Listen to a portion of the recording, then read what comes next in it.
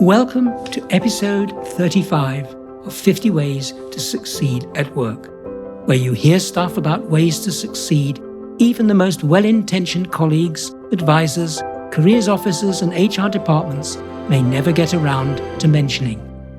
This episode is about you being a silent sentinel, using silence to make an impact at work. Silence is golden, what my eyes still see.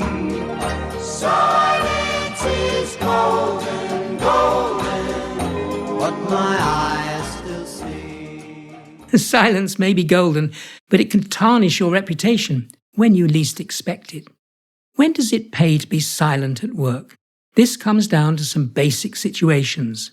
You and your colleagues may prefer to remain silent because, first, you fear reaction from your peers, so you avoid confronting colleagues' rude, abrasive, defensive, and disrespectful behaviors. This reaction is understandable. You may feel unable to directly challenge such nasties as harsh language, backbiting, bullying, harassment, withholding information, and resistance to feedback and input. My question here is, do you think remaining silent will work indefinitely? I guess not. Sooner or later, you should say something.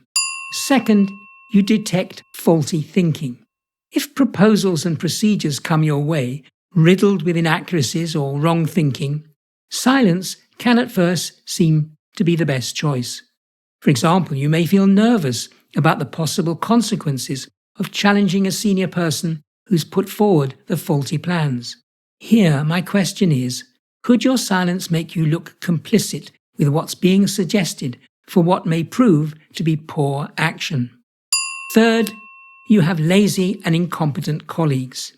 You feel it's sneaky to talk to senior colleagues, such as a team leader, about a colleague's poor work habits, incompetence, or lack of engagement. Here my question is, if being sneaky makes you feel bad, what will doing nothing make you feel if everyone's performance is badly affected? Fourth, you have hard-to-please or abusive bosses.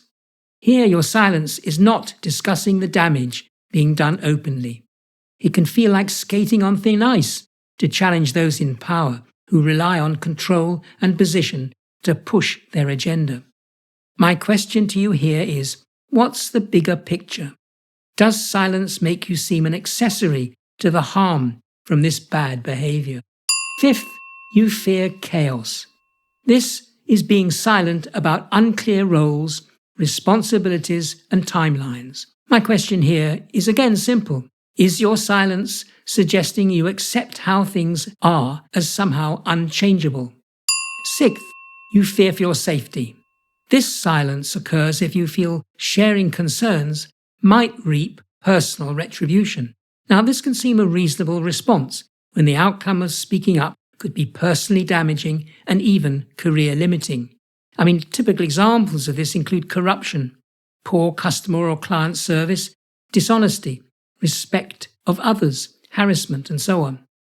My awkward question here is, how big is the risk you face, and can you mitigate it somehow? For example, by raising the issue through safe channels such as anonymous helplines, through your team working together on the issue, talking to a mentor, approaching advisors in HR, and so on. To speak up about any of these risky situations I've been talking about, you also need to do it without triggering a defensive reaction from others. For example, try reversing your thinking about your silence by answering this personal question. What am I risking by not speaking up? Time spent thinking this through can lead to you becoming more willing to speak up. Another step is to deal with your emotions. For example, feeling impatient with people or angry over something someone said or their behavior. Open your mind by trying to see others not as wrong, wicked, or thoughtless. Instead, try to see them as reasonable, rational, and decent human beings. When you do this, you help soften your emotions. It may help you come across as more agreeable when you speak up. Start high-stakes conversations by assuring the other person of your positive intentions and your regard for them. When people feel respected and trust your motives, they feel safe, they let their guard down, and they begin to listen, even if the topic is unpleasant. Finally, invite dialogue. Having created an environment of safety, you may feel more comfortable expressing your own concerns. Encourage the other person to disagree with you. If you want to have a crucial conversation, don't set out to win on points. Be willing to learn. Instead of speaking up in any of the situations I've been talking about, avoid falling into the trap of complaining, doing extra or unnecessary work, worrying about the problem, or getting angry. Instead, adopt strategies, such as those I've explained, to tackle issues of speaking up. Silence, though, often undesirable at work, can be a powerful weapon. It's well worth learning how to use this weapon for well-thought-through occasions. For example, are you someone who enjoys talking? If so, you could be using up other people's airtime and breeding resentment without even realizing it. Also, success at work seldom comes from constantly pushing yourself to the front of the queue to speak. If you're someone who tends to know all the answers and colleagues seem slower on the uptake, that's another reason to hold back, to resort to silence. Give them time. Let them figure things out for themselves. Paradoxically, silence can also be an attention-grabbing move. For example, when you're alert, attention and silence in a meeting will make others notice. They will ask for your opinion, and what you say will hold more weight. Remaining silent about your hopes and goals can also be helpful. For example, just talking about a new task pushes your brain into thinking, I've already done it, so you give up. Artists, poets, authors, and other creatives have long wrestled with this effect. They'd rather stay quiet about their current task than talk about it. Now let me share a method of using silence known as the Ransberger pivot, after the person who invented it. This approach turns arguments into understanding, in which silence plays an important role. Suppose you feel like contradicting someone or want to prove them wrong. Instead, take a minute to listen. Try to understand what's going through their head. Rather than rushing forward with suggestions, find some common ground between your thoughts and theirs.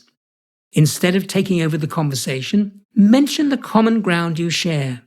In this way, you get your point across subtly, without confrontation. Sometimes, though, it's best to keep your mouth firmly shut. That way, you deny someone the satisfaction of seeing you respond or engage at an emotional level. So what action am I suggesting?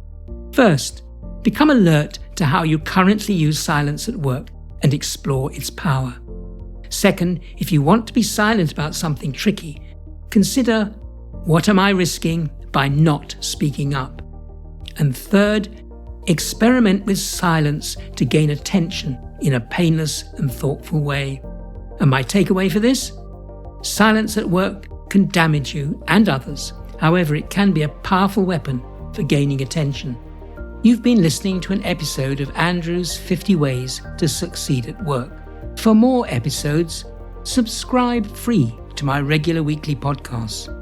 You can catch up on past ones at the50ways.site, where you can also become a foundation member with access to e-learning units, transcripts, further reading links, and the forum, where you can ask questions, share problems, and join a growing community of people who seriously want to succeed at work.